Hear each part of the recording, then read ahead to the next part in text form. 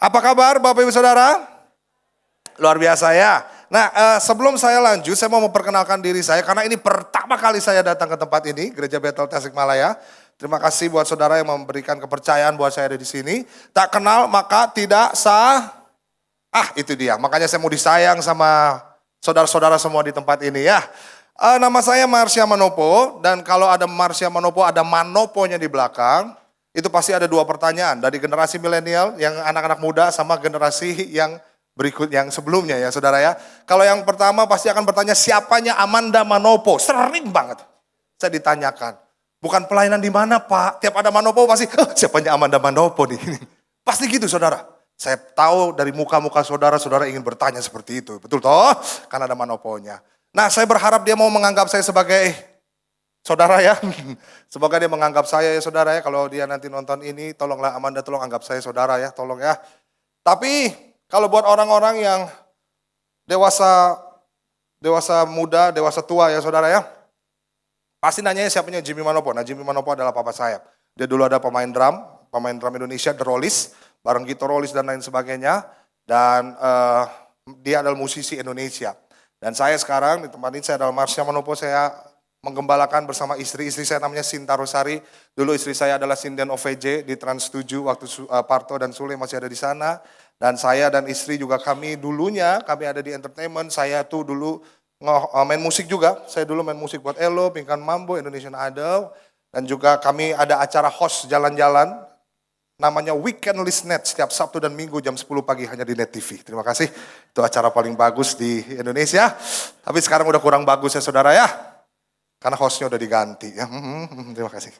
Tapi akhirnya Tuhan membawa saya untuk full time melayani. Saya dan istri gak ikut bersama saya, dia melayani di Jakarta. Tapi dia tetap di hati Bapak Ibu Saudara ya. Di sini ya. Kami melayani di GBI KAC, Kingdoms Ambassador Community. Dan saya percaya senang sekali bisa berpartner, senang sekali bisa berjejaring dengan saudara sekalian di tempat ini. Karena saya percaya yakin bahwa saat-saat ini gereja bukan lagi saing-saingan, tapi gereja harus sayang-sayangan. Haleluya, kita harus sama-sama bergandengan tangan. So, itu saja saudara ya, cukup ya. Dan saya rasa kalau saya tambahin lagi takutnya saudara tambah sayang sama saya ya. Jadi sampai sini aja. Dan hari ini saya mau bagikan tentang membentuk generasi yang tangguh. Sama-sama bilang membentuk generasi yang tangguh. Nah saudara, apa pandangan saudara terhadap generasi saat ini? Boleh jujur? Ada? Kurang ada jiwa pejuang kak? Gitu. Pastor kurang ada jiwa pejuang. Kalau dimarahin bos langsung keluar. Padahal cita-citanya dulu masuk kantor ini, tapi pas dimarahin bos, kayaknya ini bukan aku kak. Aku keluar pastor. Ditegur sama gereja langsung keluar. Cari gereja lain. Karena kalau zaman kita dulu ya saudara ya, kalau ditegur sama gereja, mungkin saya waktu di skors, mungkin saya akan ngecek hati saya, kenapa ya? Kayaknya saya salah nih, saya bertobat saya akan memperbaiki diri. Tapi generasi saat ini, ketika ditegur pasti, memangnya gak ada gereja yang lain? Masih banyak gereja yang lain. Ngapain aku tegar? Sudahlah. Nah kita bisa melihat yang terjadi adalah generasi saat ini memang mungkin kita mikirnya kok sekarang lembek banget sih. Generasi Z kok kayak generasi strawberry sih. Awalnya saya juga berpikir seperti itu saudara. Tapi waktu saya merenungkan, ternyata ini saudara. Generasi kita itu ada hidup di dalam kehidupan yang nyata dan juga realita kehidupan yang dia alami. Jadi ini realita kehidupan. Kalau dulu kita hidup dalam 3 realita. Keluarga, lingkungan, dan juga sekolah. Saya kalau dibully di sekolah, itu cuma jam 7 sampai jam 2, saudara. Selesai, gak ada bulian lagi. Di rumah mah main game, main layangan, keluar, selesai, gak ada bulian. Tinggal pulang kalau dibully di sekolah. Kalau saya dibully di lingkungan saya tinggal pulang ke rumah. Lagi main, bercanda, tiba-tiba dibully. Ada kejadian yang gak enak, kita semua generasi dulu tinggal pulang. Bulian itu hilang. Di keluarga juga misalnya keluarganya, keluarga saya gak kayak di sinetron pastor. Saya malas mungkin mereka akan mencari sesuatu yang mengisi kekosongan mereka di luar sana. Tinggal keluar saudara. Tapi generasi sekarang, adalah generasi yang harus hidup tambah satu realita lagi, sosial media. Jadi saudara bisa bayangkan kalau saya dibully di sekolah itu cuma jam 7 sampai jam 1, tapi generasi saat ini kalau dibully mereka akan dibully 24 jam sehari. Kita harus tahu latar belakangnya nih.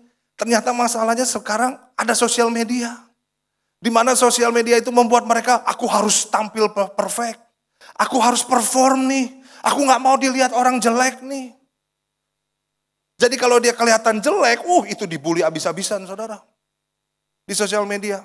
Saya ingat beberapa waktu lalu ada penyanyi yang nyanyinya fals saudara.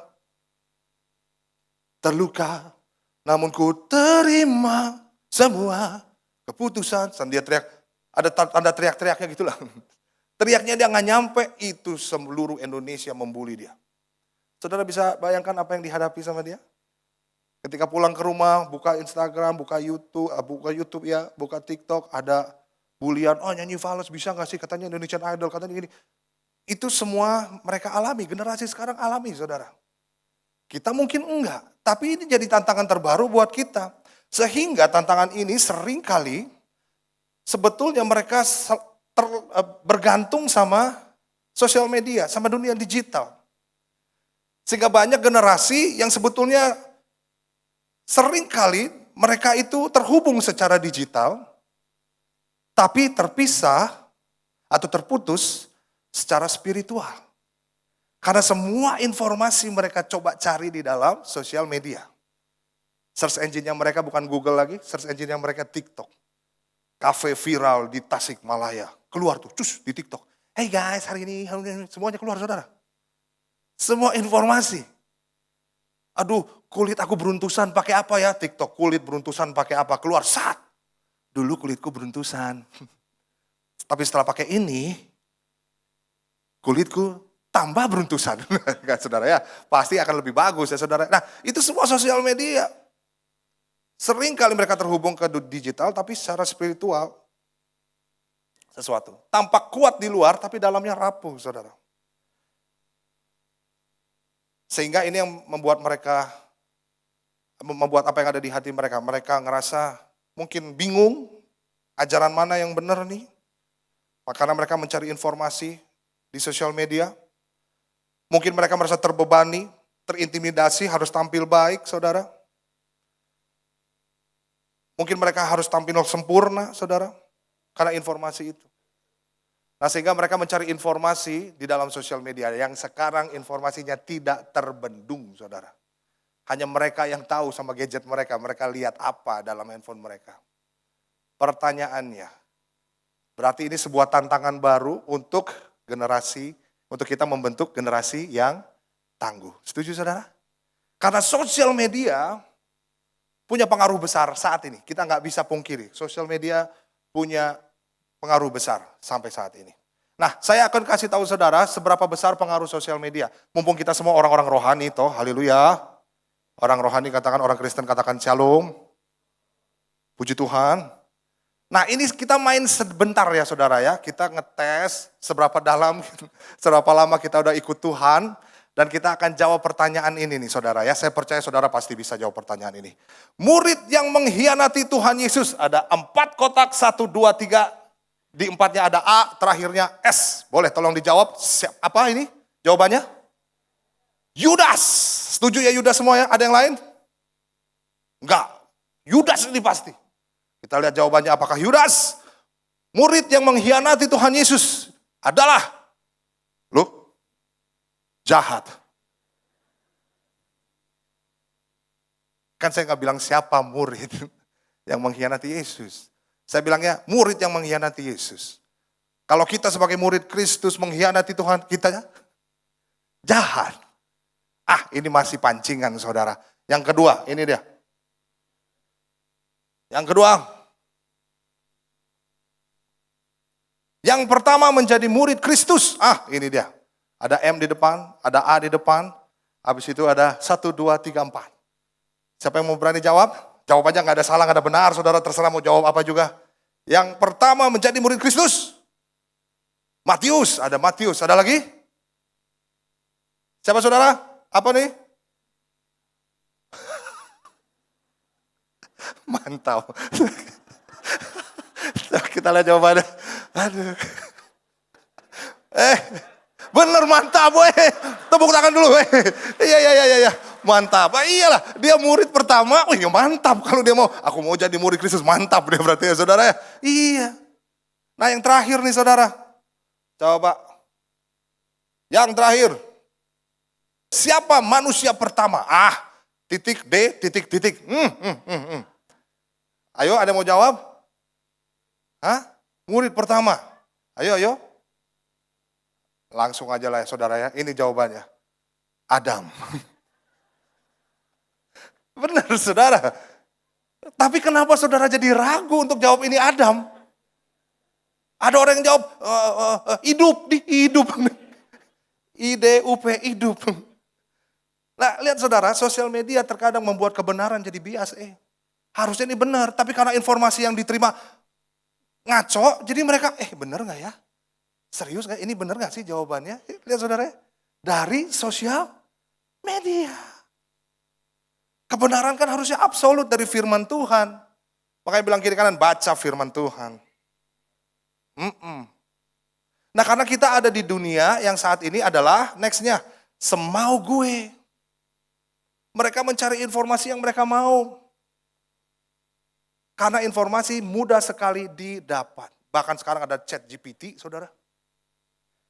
Tolong buatkan program komputer tentang ini. Keluar semua, terus. Tolong buatkan website. Saudara nggak perlu belajar bahasa pemrograman, bisa bikin website sendiri. Semua sosial media, semua semau gue. Informasi cepat banget didapat. Nah pertanyaannya, kalau begitu gimana supaya kita bisa membangun dan membentuk generasi yang tangguh. Generasi yang meskipun apapun yang terjadi, problem, masalah dan lain sebagainya, dia tetap bisa berjalan di dalam kebenaran firman Tuhan. Dan ini sesuatu saudara. Bisa nggak ya kita menjadi bagian untuk membentuk generasi berikutnya menjadi tangguh di dalam Tuhan. Nah hari ini kita akan belajar sama-sama dari sebuah surat yang diberikan Paulus kepada anak rohaninya, namanya Timotius. Nah ini menarik saudara, karena apa yang buat menarik? Karena ini Paulus buat di ujung hidupnya Paulus. Dan dia udah di penjara sekarang, udah ada hukuman mati, dan dia akan dihukum mati. Jadi sebelumnya dia tulis surat ini kepada Timotius. Dan isi dari surat 2 Timotius ini, gambaran besarnya adalah, kalau dari 1 Timotius sampai 2 Timotius, sebetulnya 1 Timotius ngomong tentang, dia ngomong ke Timotius, tapi Timotius suruh sampaikan kepada anak-anak Tuhan, kepada gerejanya Tuhan, jemaat Tuhan. Tapi kalau 2 Timotius ini khusus untuk Timotius. Kenapa?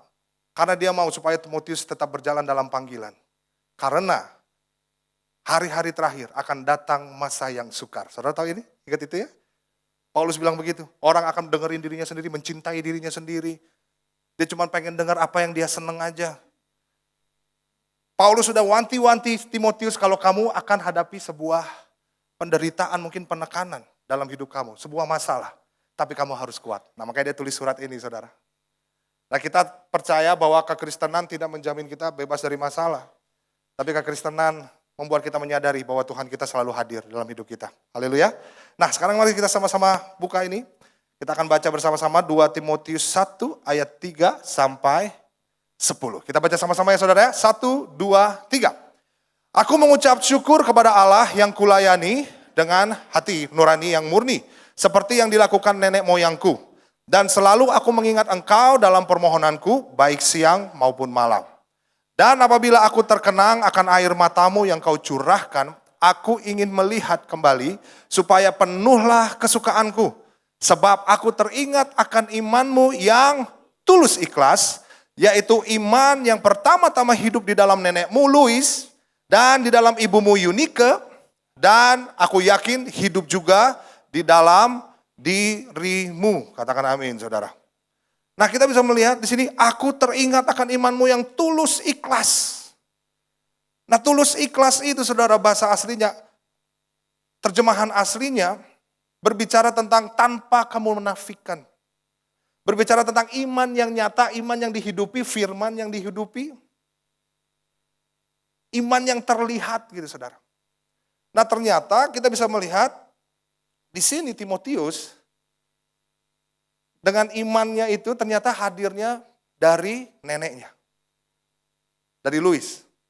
Dan juga dari ibunya Eunike. Iman Timotius tidak muncul tiba-tiba. Ini adalah buah dari keteladanan iman keluarga. Nenek dan ibunya. Mereka bisa lihat tulus ikhlas tadi saya bilang ya. Mereka bisa lihat kenyataannya di dalam keluarga tuh seperti ini. Timotius ngelihat, oh nenek gue suka berdoa. Nenek saya suka berdoa. Oh mama saya juga kalau ada apa ngadapin masalah. Dia selalu berdoa. Dia lihat itu saudara. Imannya timbul dari keluarga. Nah saudara ini pelajaran penting. Jadi saya mau bilang generasi tangguh. Dimulai dari keluarga. Katakan generasi tangguh. Dimulai dari keluarga. Ini pelajaran penting saudara. Keluarga bukan jadi tempat anak-anak hanya makan, tidur, main, dan lain sebagainya. Tapi keluarga harusnya menjadi tempat pertama anak-anak belajar siapa Allah kita. Keluarga harus menjadi tempat pengenalan anak-anak kita akan Injil. Keluarga harus jadi tempat utama kita mewariskan iman itu kepada anak-anak kita dan cucu-cucu kita. Karena saya percaya anak-anak lebih mudah meniru gaya hidup. Contoh keteladanan. Apakah anak-anak kita melihat Injil dengan cara kita bicara? Cara kita memperlakukan suami, memperlakukan istri, anak-anak? Cara kita mengampuni? Cara kita memaafkan? Cara kita menghadapi masalah, mereka lihat itu saudara, masih kecil sih tapi lihat saudara. Dan Timotius dibentuk bukan hanya dari pengajaran Paulus, tetapi oleh keteladanan iman ibunya di rumah. Tantangannya buat orang tua, dan juga buat kakek, nenek, buat kita semua, yang mungkin nanti akan menjadi orang tua atau kita baru jadi orang tua.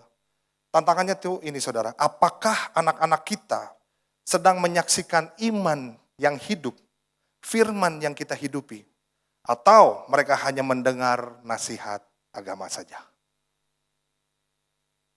Banyak orang di luar sana, papanya bilang, ih kamu baru juga ABG udah ngerokok. Jangan ngerokok. Gimana sih kamu? Papanya juga ngerokok. Anaknya bilang, ih papa aja ngerokok, masa aku gak boleh? Yang bener aja, rugi dong. Yang bener aja, rugi dong. Mungkin begitu saudara. Kamu tuh kalau kamu ketemu sama orang tuh harus sabar, jangan emosian. Tapi papanya kalau lagi setir mobil disalip sedikit, woi, dasar kamu. Mungkin Kristennya, ular beludak, saudara. Ngata-ngatain, dasar kamu, ujungnya doang, blok, ada bloknya saudara. Kamu, lol, emosi. Anak-anak lihat, papa kalau itu gitu ya. Nah, Eunike dan Louis, mereka menghidupi firman itu, saudara. Bukan hanya mengajar tentang ajaran agama, tapi mereka menghidupi sehingga anak-anak ngelihat, anak-anak tuh lihat contoh. Kita harus jadi contoh yang baik. Kalau mau anak-anak kita baik, kita harus baik terlebih dahulu, saudara. Amin. Kalau mau anak-anak cinta Tuhan, kitanya juga harus cinta Tuhan, Haleluya. Sampai emosi, saudara ya. Maaf saudara ya. Iya, saudara, benar. Karena dia melihat. Nah, Paulus lihat di sini. So, pelajaran yang penting buat kita adalah next-nya. Iman itu tidak diwariskan secara otomatis, tapi dihidupkan dan diteladankan. Amin, saudara. Bilang kiri kanan, dihidupkan dan diteladankan. Ya. Saya ingat, dengan cepat saja adik saya, memang kami dulu papa sebelum bertobat memang rusuh banget. Orangnya sangat keras, suka mabok. Pernah suatu waktu kakak saya, papa saya pulang kan biasa kalau anak kecil pengen meluk papa. Papa saya pegang batu, pengen lempar kakak saya pakai batu. Minggir, papa ngantuk. Saya ngeliat kok gini ya Kristen ya. Hidupnya kok seperti ini. Sampai timbul kebencian saudara. Singkat cerita papa saya bertobat, di situ hidupnya berubah. Dia gak pernah mabok lagi, dia gak pernah ngerokok lagi. Dia terus bikin mesbah keluarga setiap hari tanpa absen. Secapek apapun dia, pulang kerja, dia pulang pasti buat mesbah keluarga. Kalau malamnya nggak sempat, subuh-subuh. Kami sebagai anak-anak kadang bete saudara. Subuh-subuh dibangunin, tolonglah.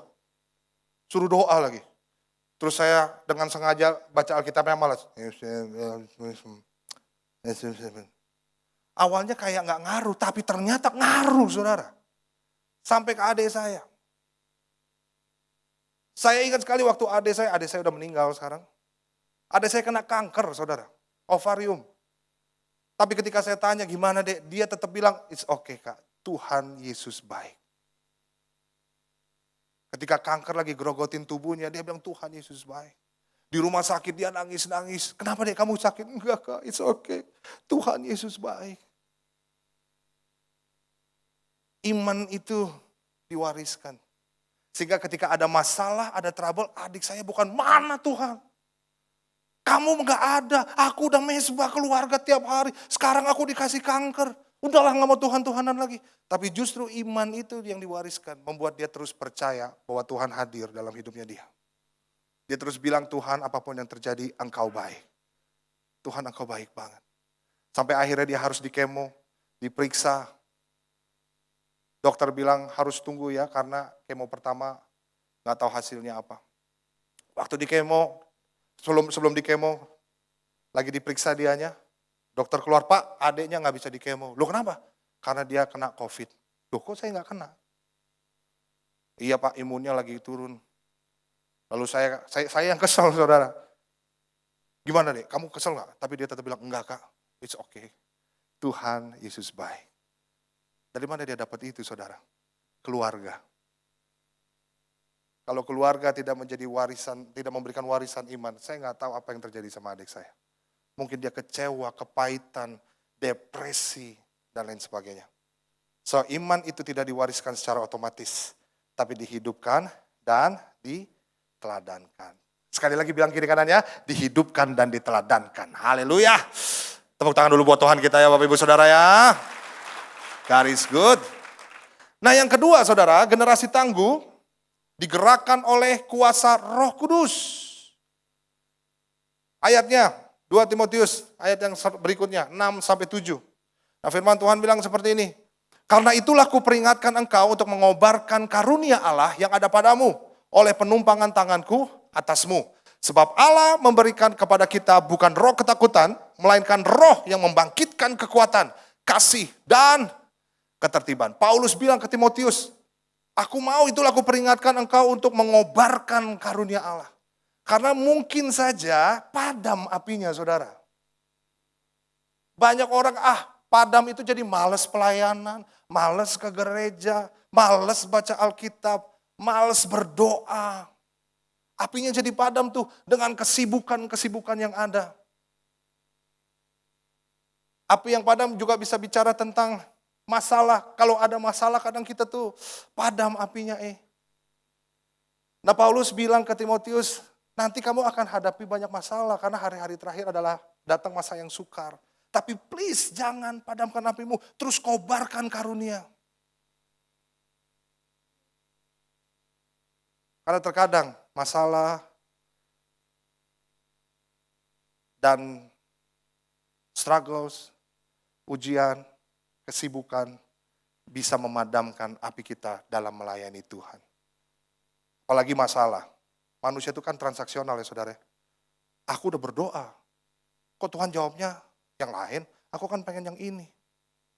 Ada juga yang doanya, Tuhan kalau engkau lancarkan bisnisku, aku janji aku akan melayani Tuhan. Doanya sih bagus saudara. Tapi di situ ada jiwa perdagangan sama Tuhan tuh. Kalau bisnisku lancar, aku mau melayani. Emang kalau bisnisnya goal, kita nggak mau melayani Tuhan? Kan pertanyaannya kan itu saudara ya.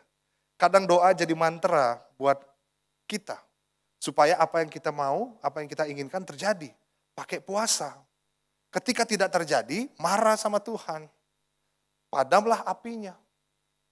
Masalah terjadi, padam saudara. Karena saya percaya sekali lagi, masalah pasti ada saudara. Pasti, nggak mungkin nggak. Cuma lewat masalah itu kan kita justru bisa bertumbuh menjadi orang yang lebih baik lagi. Betul ya saudara ya? Karena kekuatan dari Tuhan.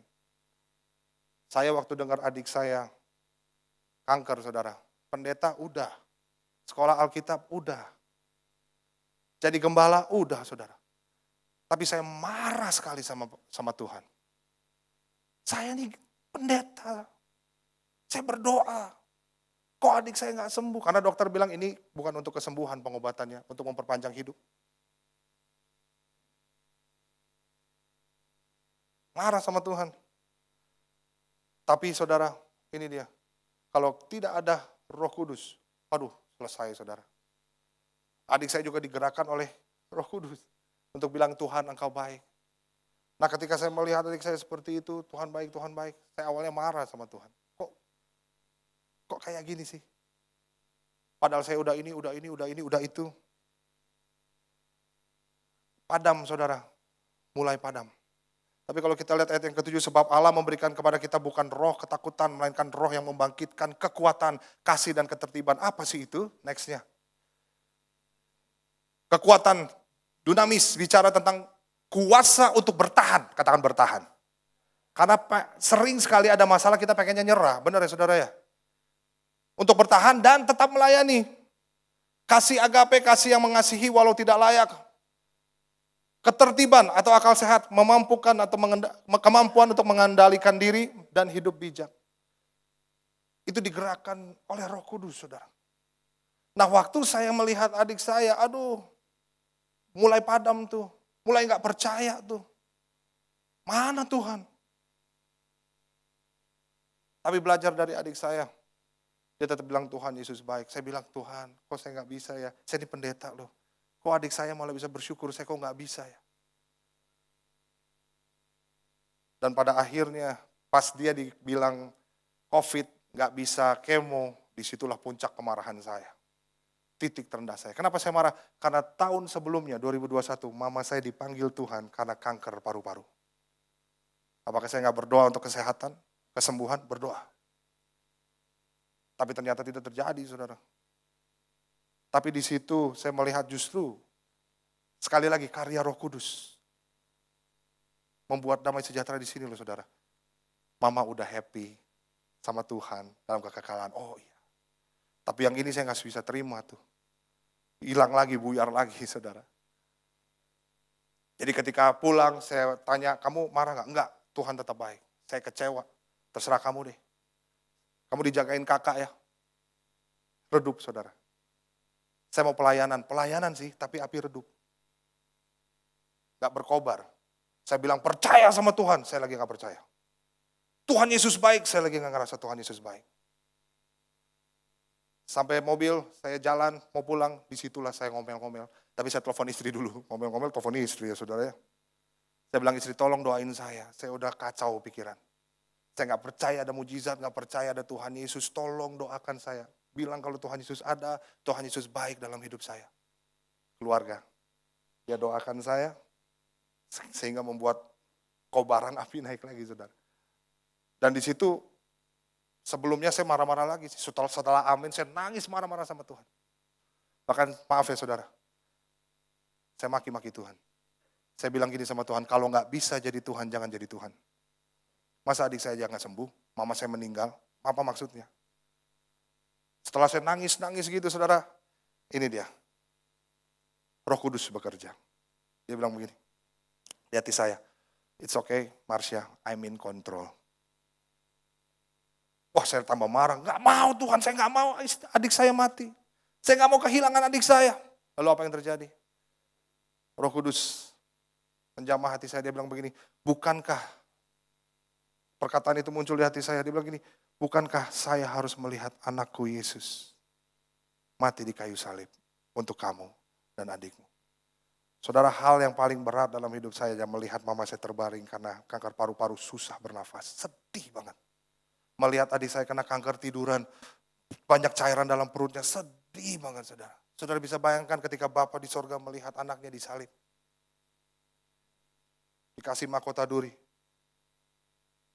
Dan Tuhan Yesus bilang, Elohi, Elohi, lama sabachthani. Allahku, kenapa engkau meninggalkan aku?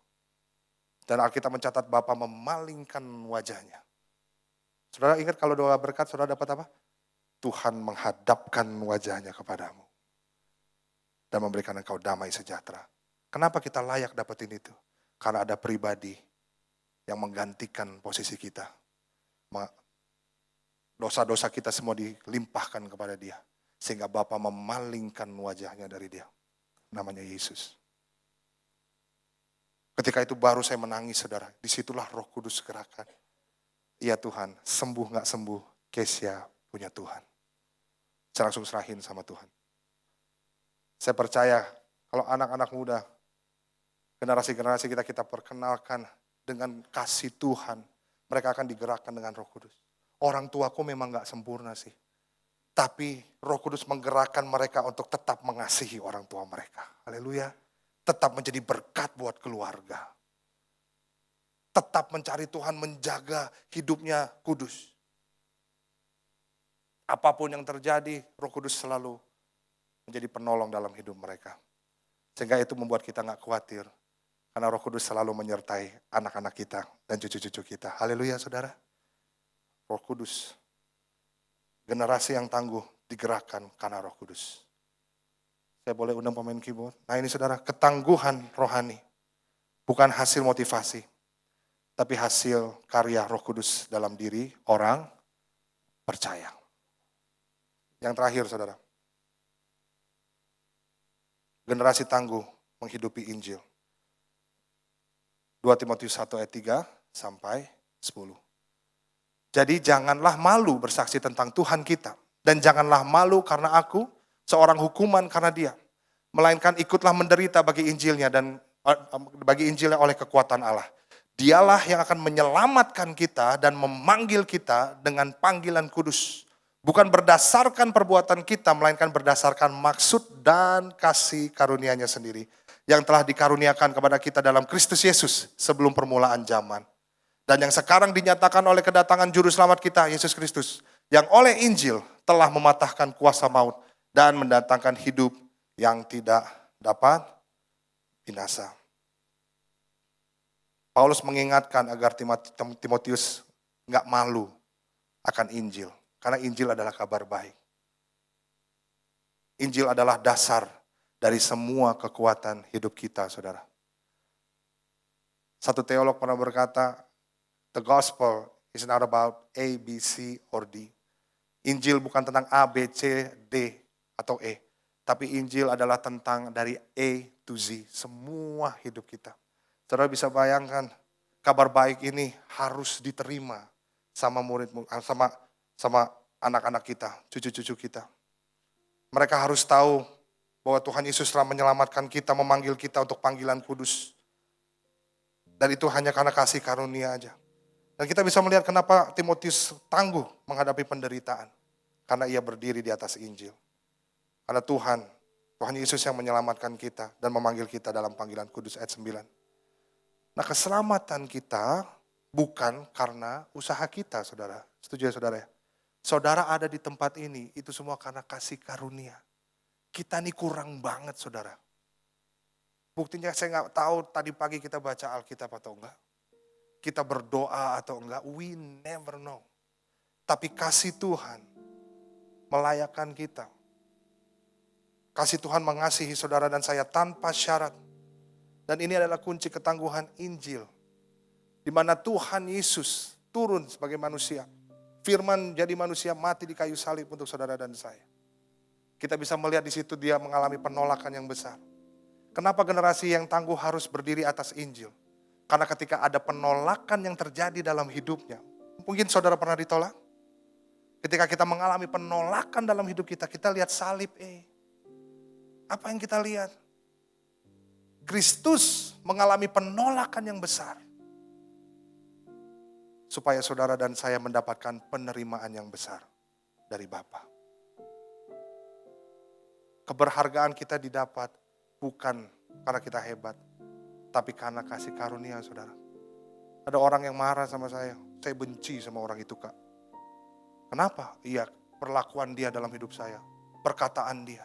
Saya kecewa, sakit hati, harga diri saya diinjak-injak. Kenapa kamu harus terpengaruh sama perkataan dia? Ya sakit hatilah kak. Oh jadi hidup kamu ditentukan sama perkataan dia, bukan perkataan Tuhan. Oh iya juga ya kak. Terus saya bilang begini sama dia. Ini agak sedikit tegas sih sebenarnya. Emangnya kamu punya harga diri? Saya gak punya harga diri. Kamu gak punya harga diri kalau Yesus gak mati buat kita. Kita harusnya binasa. Keberhargaan kita dapat karena ada Tuhan yang mau turun ke dunia mati buat saudara dan saya. Disitulah keberhargaan kita. Mereka harus berdiri di Injil sehingga perilaku orang lain, perkataan orang lain tidak mempengaruhi mereka untuk terus berjalan dalam kebenaran firman Tuhan. Mereka gak kompromi, saudara. Haleluya. Sama dosa. Nah, ini perlu, saudara. Karena nextnya, we are more sinful and flawed in ourselves than we ever dared believe. Yet at the same time, more loved and accepted in Jesus Christ than we ever dare hope.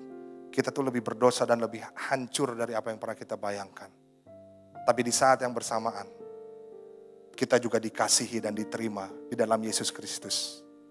Lebih dari apa yang saudara dan saya harapkan. So gimana kita bisa membangun generasi yang tangguh? Yang pertama, nextnya, dalam keluarga. Bangun keluarga bangun keluarga sebagai tempat warisan iman. Doakan anak-anakmu setiap hari. Baca firman bersama-sama. Buka percakapan tentang firman itu, tentang iman itu dengan jujur. Tanya kabarnya gimana di sekolah, seperti apa, jadi sahabat yang baik buat mereka. Masukkan nilai di situ kekristenan. Bangun mesbah. Dan hidupkan iman di rumah, saudara. Anak-anak tidak hanya belajar dari nasihat kita, tapi dari hidup kita. Kita bisa lihat Louis dan Eunike tidak hanya bicara tentang Tuhan, tapi mereka hidupi dalam Tuhan. Jadi contoh untuk mereka.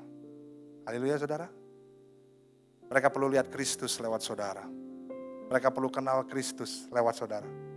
Saya mau bilang gini, biarlah yang menjadi papa rohani mereka, mama rohani mereka adalah orang tua mereka sendiri. It's okay sih punya papa rohani di luar, tapi sebisa mungkin saudara dan saya harus jadi papa rohani dan ibu rohani buat mereka. Amin, saudara. Dan dalam gereja, jadilah gereja yang merangkul, bukan menghakimi. Berikan ruang buat mereka. Safe place buat anak-anak muda tapi gak soft. Ketika mereka datang, kalau mereka berdosa kita kasih tahu itu salah, itu dosa. Itu tidak sesuai dengan firman Tuhan, kamu menyakiti hati Tuhan. Di satu sisi kita menerima mereka, mendoakan mereka. Supaya mereka mengalami kasih Kristus, dipulihkan di situ. Libatkan mereka dalam pelayanan. Bangun komunitas yang mendampingi bukan menekan. Ciptakan ruang untuk anak muda bertumbuh. Dan jangan hanya memberi aturan-aturan. Tapi saudara, berilah mereka relasi yang aman, bimbingan dan kesempatan untuk melayani dan belajar.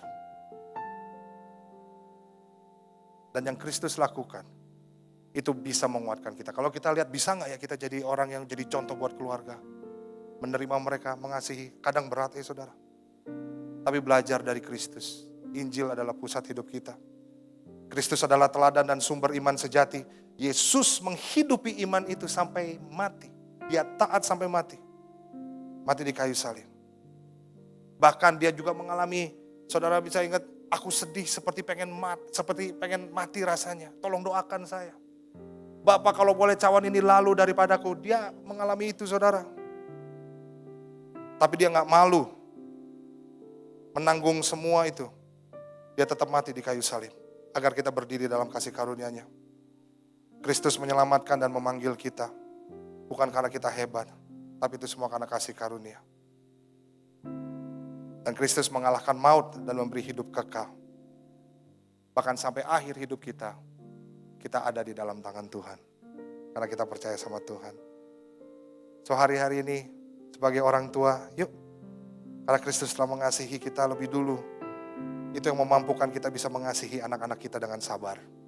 Haleluya saudara. Memang kita gak sempurna sih. Tapi kita punya Injil yang menyempurnakan dalam hidup kita. Dan dalam gereja, karena kita tahu kita diselamatkan oleh karena kasih karunia, kita bisa menciptakan komunitas yang menyalakan iman, mengobarkan iman, bukan menekan. Dan kita memuridkan untuk dimuridkan. Kita dimuridkan untuk memuridkan, dibina untuk membina. Sesama yang dulunya berdosa, saudara ya. Modal kita tuh sama, diampuni sama Tuhan. Mari kita bersama-sama bertumbuh dalam kebenaran firman Tuhan. Di dalam Injil, yang mau katakan amin. So ini yang akan membuat kita tangguh dan juga generasi tangguh. Nextnya, hamba Tuhan bilang begini. You are not your performance, you are not your failure. You are not what others say about you. You are what Jesus has done for you. Amin saudara. Mari kita bangkit berdiri.